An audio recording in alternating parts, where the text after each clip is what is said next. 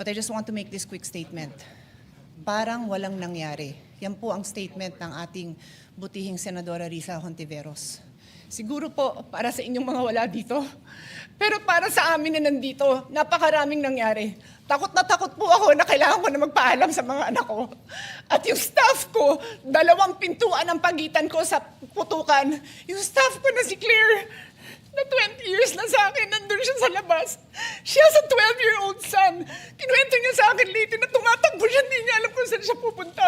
Kaya para sabihin niyo na walang nangyari. Napakasakit para sa aming lahat na nandito.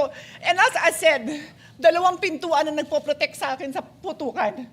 Pero yung media, yung Senate staff, yung hindi naman makauwi dahil sila ang security, sila ang elevator women and boys natin, nandoon po sila. So dear colleagues, napakarami nang nangyari. And one more thing, wala ho akong sinisisi. Pero nung pagkatapos ng lahat, pagtingin ko ng group natin, yung dating majority group, walang ni isa sa inyong nangamusta sa amin.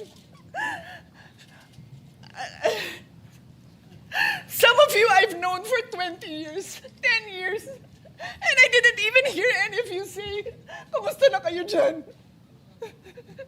Napakasakit man sa akin. Sobrang sakit. So yun lang ang masasabi ko. Yes, I am very ready to share my story, to ask questions. Pero kung wala ho kayo dito, huwag niyong questionin yung mga nangyari sa mga nandito. Dahil nandito kami, kasama ng staff. Staff namin, Senate staff. You have your own story. I respect that. But please respect my own story. Thank you, Mr. President.